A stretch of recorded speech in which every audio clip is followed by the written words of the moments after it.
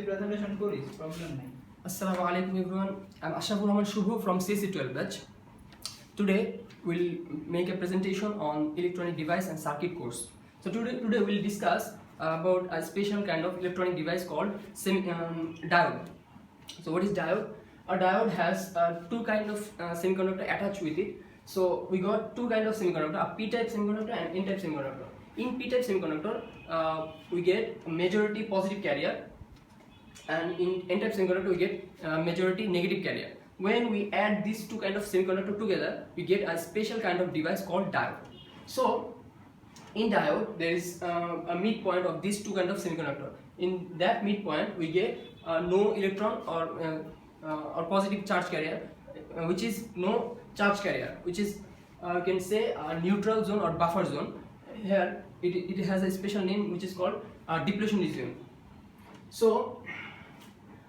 the depletion region, how it happens, mainly from this p-type semiconductor and n-type semiconductor, the opposite charge carrier attracts each other and then they get neutral in that region.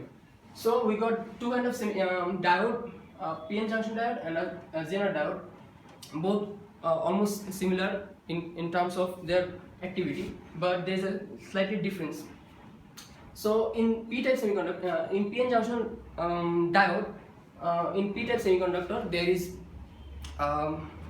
small amount of impurity that we add to get this majority positive carrier or negative carrier. But in Zener diode we get compared to more impurity add with p-type semiconductor and n-type semiconductor.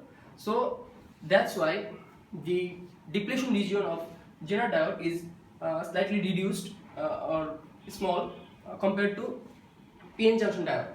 So when we add external bias or external voltage source in this diode, we get two kind of situation. In one situation, the positive terminal, let's just say this one is positive terminal.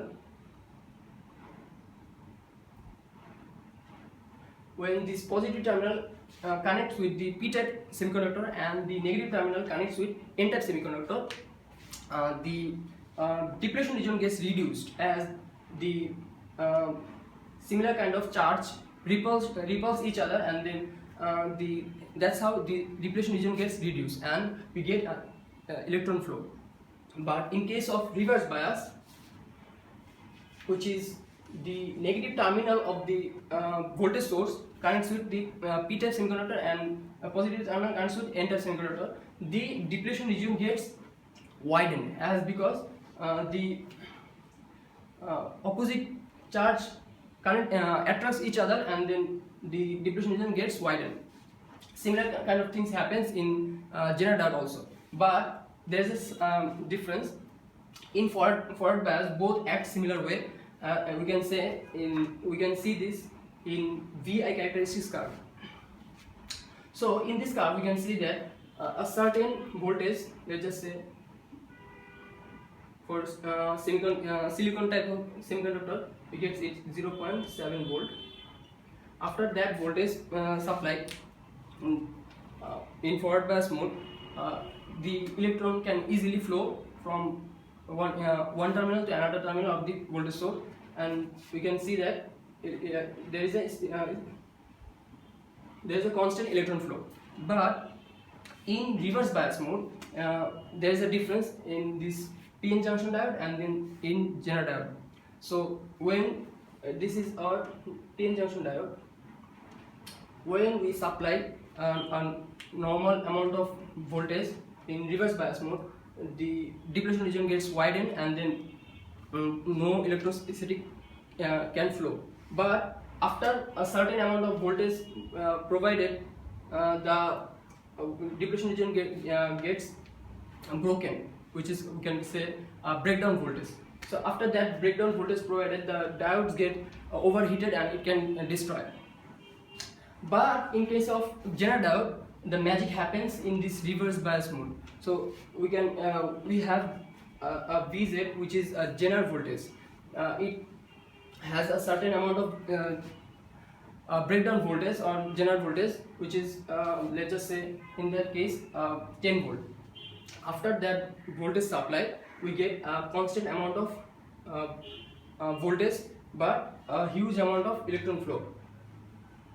So using these characteristics we can use it in our practical life.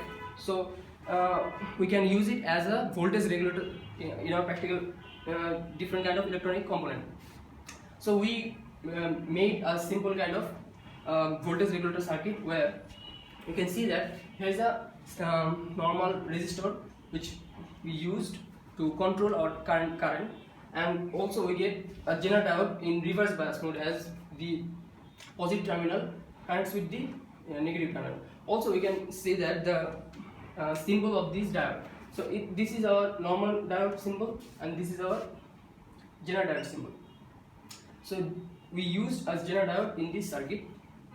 So as it is in reverse bias mode, it will turn on in certain condition when Vz, which is our Zener voltage, Zener breakdown voltage, is smaller than the output voltage, then it would turn on.